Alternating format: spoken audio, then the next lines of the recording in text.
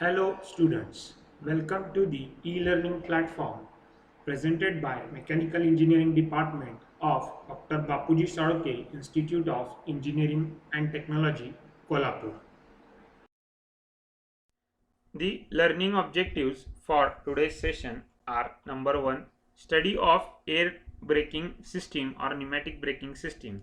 Today we will be starting with power brakes or power assisted brakes, in which we are going to study air braking system, its advantages and disadvantages, and comparison with mechanical and hydraulic braking system.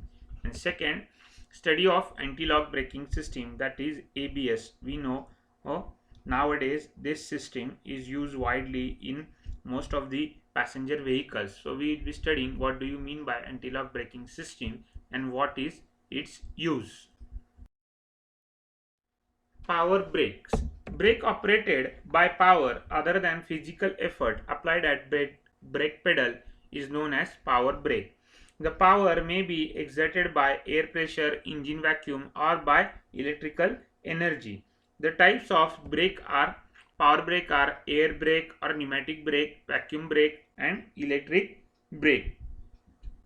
The main features of power brake are the time lag or time interval between the actuation moment of brake pedal pressed down and the moment of brakes are put on is very small, and braking force applied is very proportional to the force applied by the driver on the brake pedal.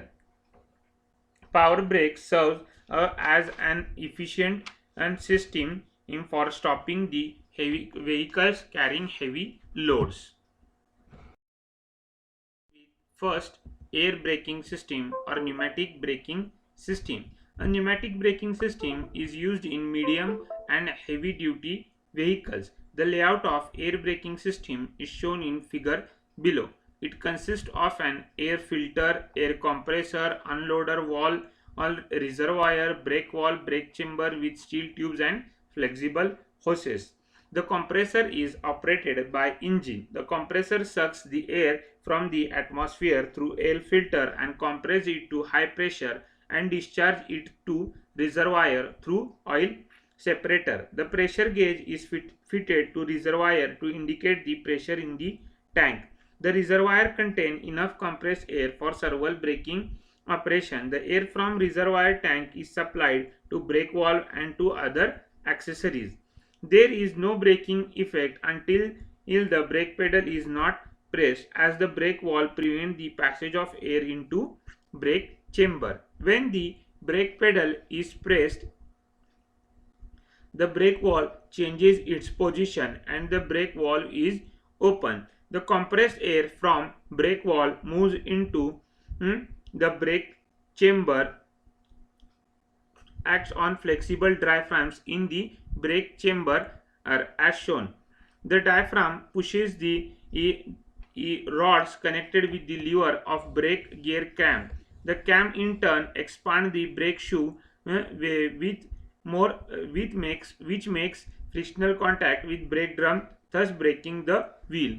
When brake pedal is released, the supply of compressed air is cut off from brake chamber and they are connected to atmosphere. The pressure from the chamber drops and the brake shoes are returned to initial position and wheel runs freely. The brake valve is equipped with servo mechanism which ensure that braking force on shoe is proportional to the applied force on pedal and also import relative reaction to movement of pedal, so driver can sense the degree of application.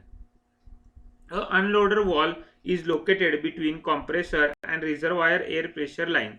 This unloader valve or unloading valve relieves the compressor of its pumping load or once the unloader cut out pressure is obtained and seal the reservoir. When the compressor is built up a pressure depending upon the setting of adjusting screw, the unloader valve then delivers air discharged by the compressor to the atmosphere, thus allowing compressor to run light while reservoir contains sufficiently supply of air. The air filter prevents dust and foreign material enter into the operating system mounted on the chassis, having drain plug to allow the condensate to be removed. of pneumatic braking system are: the advantages: the quick braking effect requires less effort by driver for braking. Compressed air can be used to inflate tire, drive windshield wiper, actuate steering gear, etc. And it is convenient for full trailers and semi trailers. As we know, it is used for medium and heavy duty vehicles.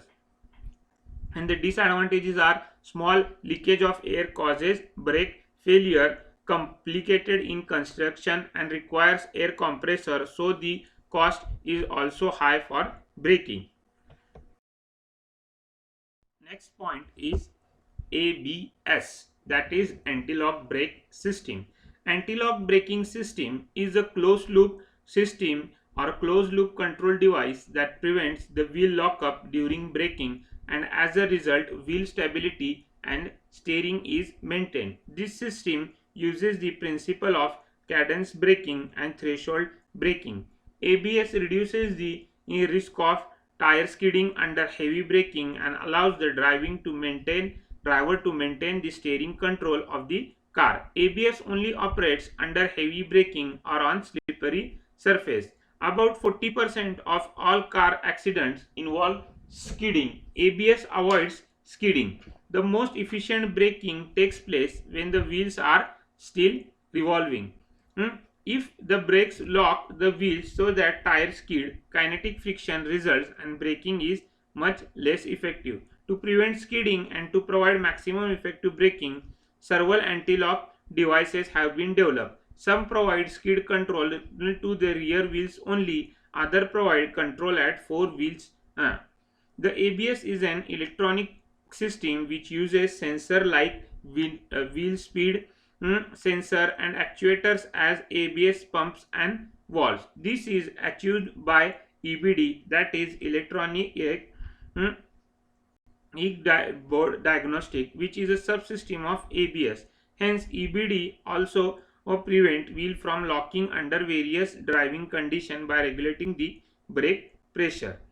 The working principle of braking system ABS is: the ABS modulates the pressure of brake fluid that is applied to each front and rear brake, preventing the wheels from locking up and maintaining the steering control over the vehicle. Its purpose is to prevent instability of vehicle under extreme braking condition. The anti-lock figure is located between the master cylinder and the wheel cylinder. The system constantly monitors each wheel through electronic wheel sensor. If one of the wheel is turning slower than the other, the anti-lock system releases the pressure on that wheel.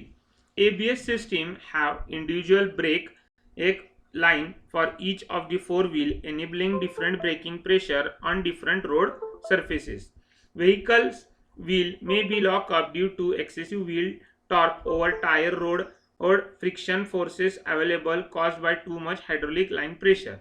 The ABS monitor wheel speed and releases pressure on individual brake line, rapidly pulsing individual brakes and to prevent lockup. This system reduces force on both back wheel. Both system helps avoid lockup and loss of wheel control. Control means that as long as wheels are rotating, the anti-lock device permits the normal application of brake. But if brakes are applied so hard that the wheels tend to stop turning and a skid start to develop, this device comes into operation. That is, it avoids the skidding of an vehicle. It partly releases the brake so that wheel continues to rotate. However, braking continues, but it is held to just below the point where a skid would start. This results maximum braking effort. So anti-lock braking system is widely used nowadays in passenger vehicle cars for the safety of passengers. The next point: difference between mechanical and pneumatic or air braking system. The mechanical brakes are less powerful, whereas pneumatic braking system is more powerful and effective. The mechanical brakes are interconnected by solid links or mechanical linkages. These are located, or pneumatic brake is located as per chassis design and interconnected by a pipe through which the compressed air flows. The operator effort required in mechanical braking is more, or the force required is more, or in the pneumatic the less effort or less force is required. The brakes have no application other than braking for mechanical braking, whereas the compressed air in a pneumatic braking system is used for a number of applications such as tire inflation, windscreen wiper, etc. The mechanical braking is simple in construction, whereas the pneumatic braking is complicated in construction. The cost is less of mechanical brake and the cost is more of pneumatic braking system, as number of components involved are more. Next is difference between hydraulic and pneumatic brake, and hydraulic braking system and pneumatic braking system. In hydraulic brake shoes will get relined of brake fluid if brake fluid leaks out of braking lining. That is, the brake shoe will get worn if the brake fluid leaks out of the brake lining. In pneumatic, brake shoe will not be affected due to leakage of air. Large effort is required to driver to operate the brake pedal in case of hydraulic brake system. In pneumatic brake system, less effort is required by driver to operate brake pedal. Brake fluid cannot be used for other purposes in hydraulic braking system, whereas air can be used for inflating tire, actuating steering, etc. No need of compressor air filter in hydraulic braking system, whereas compressor components like compressor air filter are necessary in pneumatic braking system. Braking is less powerful in hydraulic brake system, and quick braking effort are more powerful in pneumatic brake system. Less friction, as the whole system is the self-lubricating system in case of hydraulic brake system, whereas more frictional losses in case of pneumatic braking system. Simple in construction and less moving parts in hydraulic braking system, whereas complicated in construction and more moving parts in pneumatic braking system.